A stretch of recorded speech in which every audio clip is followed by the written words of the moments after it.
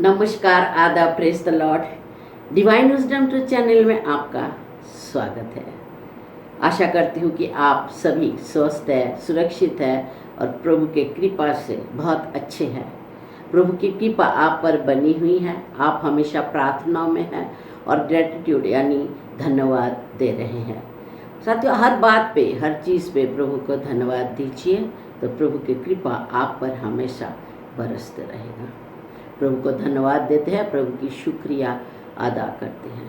प्रभु की सामर्थ्य इस संसार में प्रकट हो और प्रभु की कृपा, दया हम सभी पर बनी रहे।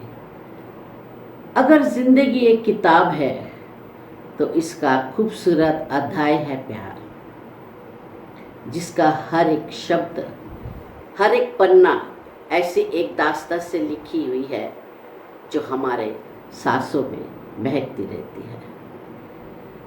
हर रिश्ते को हम प्यार का उपनाम दे सकते हैं और इसी प्यार के खातिर हम अपना रिश्ता निभाते हैं। कई बार तो सब कुछ दांव पे लगा देते हैं, मगर ऐसा हमेशा होता है क्या? आप अपने परिवार के लिए खूब मेहनत करते हैं ताकि आपके परिवार का अच्छी तरह से गुजारा हो, उन्हें वो सब कुछ मिले जो उनकी ज़रूरत है, उन्हें एक खुशहाली ज़िंदगी मिले। इसलिए आप जी जान से मेहनत करते हैं, पसीना बहाते हैं। कई बार आप बहुत कुछ त्याग भी देते हैं। अगर आप ऐसा करते हैं तो समझिए ये आपके लिए सौभाग्य की बात है। अगर परमेश्वर के आशीर्वाद से आपको धन संपत्ति मिला है, बंगला, गाड़ी, मकान, दुकान, बिजनेस या अच्छी नौकरी, ये इसलिए है ताकि आप अपने परिवार को एक खुशहाली ज़िंदगी दे पाए और सुख शांति से रह पाए और आपके संपर्क में आने वाले लोगों का भी रोजी रोटी का ज़रिया बन पाए। और ये अगर आपके साथ हो रहा है तो ये परमेश्वर के वरदान है आपके लिए। परमेश्वर चाहता है कि आप इस संसार में खाए पिए और मेहनत करें और सुख शांति से अपना जीवन बिताएं। हम पढ़ते हैं उपदेशक 5 अध्याय 17-18 पद में उपदेशक कहता है, मैं एक बात अच्छी समझता हूँ, ये उचित है कि मनुष्य ईश्वर द्वारा प्रदत्त अल्प जीवन काल में खाए पिए और परिश्रम करते हुए सुख शांति का जीवन बिताए, क्योंकि ये उसका भाग्य है। यदि ईश्वर किसी मनुष्य को धन संपत्ति प्रदान करता है और उसे उसका उपयोग करने के योग्य बनाता है तो वो अपना भाग्य स्वीकार करे और परिश्रम करे, करते हुए सुख शांति का जीवन बिताए। ये ईश्वर का वरदान है। तो कई बार इसी वरदान को लोग अभिशाप बना लेते हैं और जो सौभाग्य है उसे दुर्भाग्य समझते हैं और अपने आप को कोसते रहते हैं, या फिर अहंकार के वश में आकर वो अपने आप को श्रेय लेता है और दूसरों को नीचा दिखाता है। तो कई बार ऐसा होता है कि किसी परिवार में मानिए कि 7-8 लोग रहते हैं और कमाने वाला एक है। मान लीजिए माँ बाप है, भाई बहन है जो अभी तक कमाना शुरू नहीं किया है और खुद के बीवी बच्चे हैं और सभी का खर्चा उठाना पड़ता है, उठाता भी है, अच्छा खासा कमा भी लेता है, फिर भी वो अपने ऊपर एक बोझ, एक तनाव लेकर जीता है, हमेशा चिड़चिड़ करता है और फिर हमेशा ये जताता है कि उसे ही सबका पालन पोषण करना पड़ता है, सभी का बोझ उसे उठाना पड़ता है, खर्चा उठाना पड़ता है और वो अपने आप को समझता है कि मुझे सभी तकलीफ़ दे रहे हैं।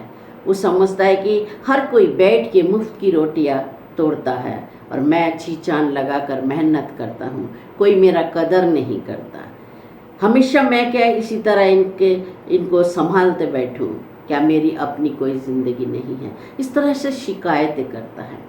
कई बार तो ऐसा भी कहता है कि मैं हूँ इसलिए आप लोग जिंदा हैं और मेरी वजह से तुझे सब कुछ मिल रहा है। मैं नहीं होता तो तेरा क्या होता, इस तरह का बताते हैं, इस तरह कहते हैं। और जब ऐसा कहते हैं तो परमेश्वर को बुरा लगता है, परमेश्वर को अच्छा नहीं लगता, क्योंकि देने वाला खिलाने वाला तो परमेश्वर ही है। अभी ये आदमी तो सिर्फ एक जरिया है, खिलाने वाला पालने वाला तो वही है। जरिया तो किसी और को भी परमेश्वर बना सकते हैं, तुम नहीं तो कोई और सही। तो परमेश्वर तुम्हें खिलाने वाले ही है, मगर उसे लगता है कि मेरे वजह से लोग जिंदा है, मेरे वजह से वो सब कुछ मैं ही उनको पाल रहा हूँ, खिला रहा हूँ, मगर ऐसा नहीं है। दरअसल हर कोई अपने भाग्य से खाता है, वो अपने भाग्य लेकर इस दुनिया में आए हैं, अपने भाग्य से खाता है, कोई खिलाता नहीं है। और बात तो ये है कि परमेश्वर की तरफ से ही सब कुछ हमारे पास आता है। ईश्वर ही हमारा पालनहार है, वही हमारे ज़रूरत को पूरी करता है। देखिए ना, एक बच्चा जन्म से पहले ही उसकी दूध की व्यवस्था ईश्वर करके फिर उसे इस दुनिया में भेजता है। तो परमेश्वर सबका ख्याल रखता है, सबका पालनहार, सबका धरता करता वही है। तो श्रेय तो उसी को देना है, धन्यवाद उसी को ही देना है।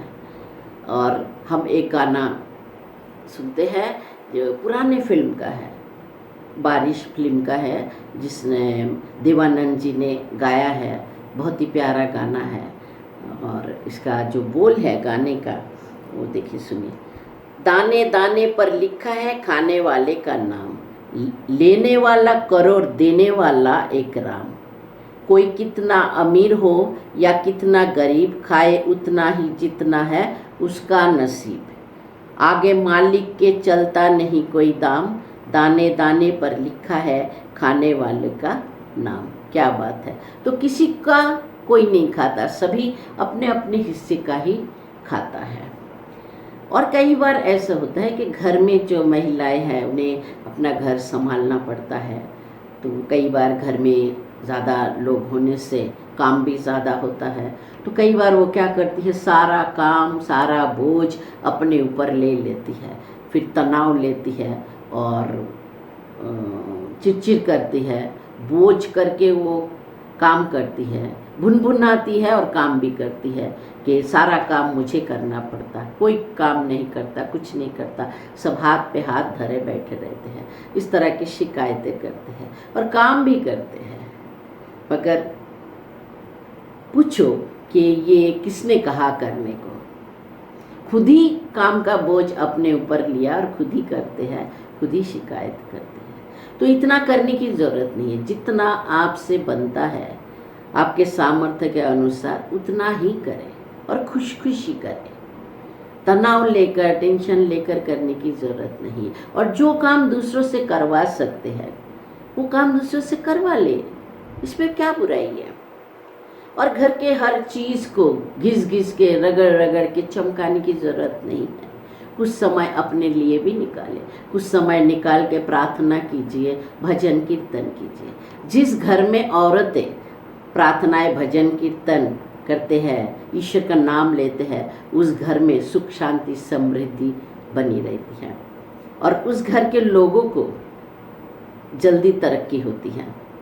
तो इसलिए भजन गाए, कीर्तन गाए, प्रार्थना करें।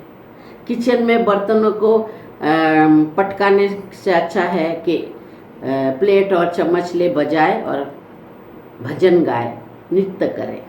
कहने का मतलब ये है कि काम और अपने जीवन शैली को एक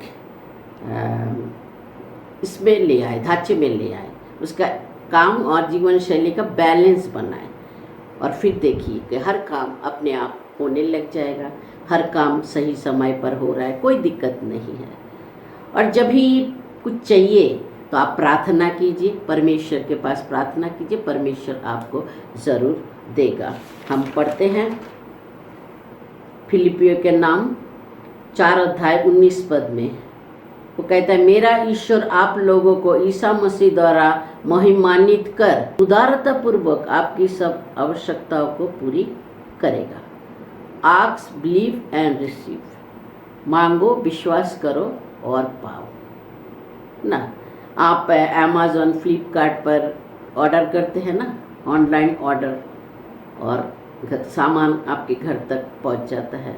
उसी तरह आप परमेश्वर के साथ ऑनलाइन बने रहे, प्रार्थना करें, ऑर्डर करें, जो आपको चाहिए उसके लिए प्रार्थना करें।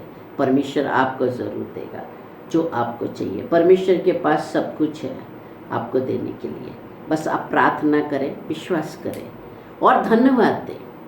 धन्यवाद हृदय से दें, हृदय से धन्यवाद दें और भाव से, फीलिंग से धन्यवाद दें।